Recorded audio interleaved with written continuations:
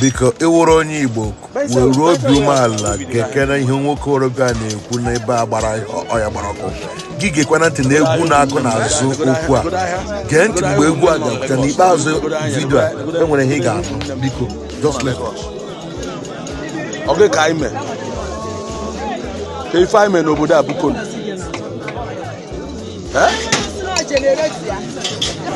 obodo ife ụmụnne m na Lagos na ngwa ahịa ụmụnne m na Lagos na ka everything si wee gbara iri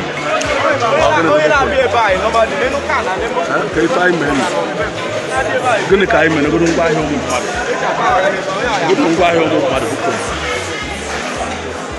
wetin we do what do we do ka ife anyị mere n'Obukono obodo ngwa ahịa ụmụnne m na Lagos na wee ladikpọ wee asị ladikpọ n'obodo n'anya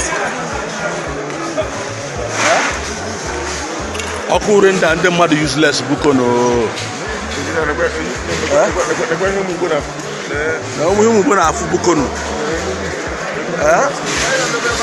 na was Lagos State ladikpọ egodo machine ndị mmadụ power bike cha millions of naira na ngwa ahịa ụmụnne m Bukono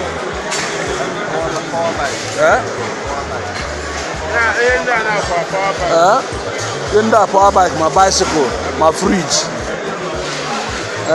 Bukono ma TV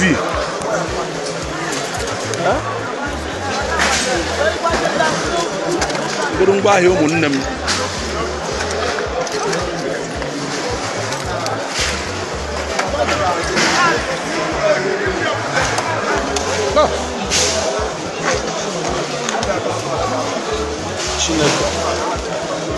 Chineke gbapụta bịa zọpụta anyị zọpụta ụmụ Igbo Bukono Chukwu bịa zọpụta ụmụ Igbo Bukono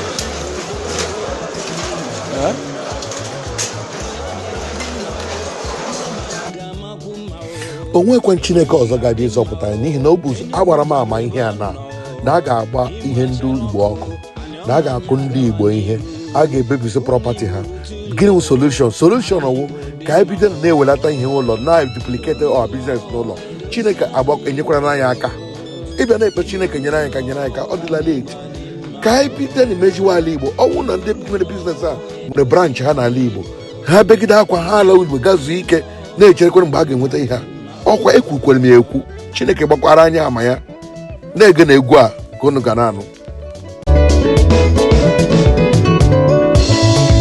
ndị n'obodo oyibo ma Amerịka na Ọstrelia ị nọ n'Europe na Asia ụmụnne m unu rụtu ụlọ maka na unu rụtu ụlọ anyị ga-erezi ala Igbo niile ụmụ Igbo ruo n'ụlọ ala Igbo dị mma onye lụrụ indọstrị na ama ya lụkwa ọzọ n'ala Igbo ịrụ ya n'ala Igbo ndị ntorobịa ga-enwe ọlụ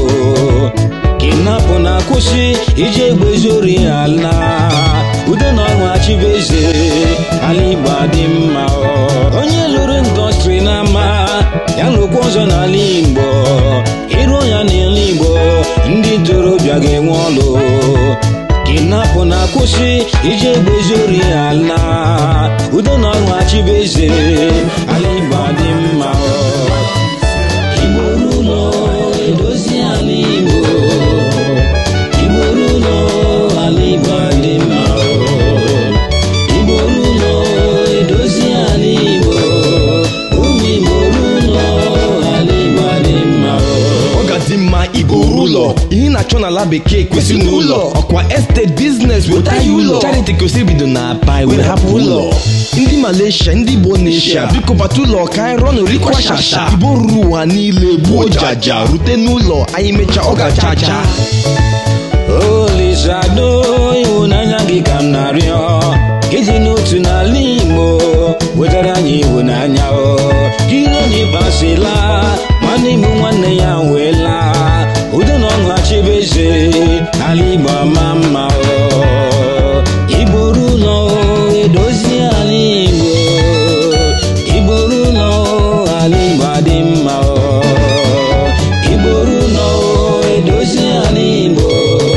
ụmụ Igbo ruo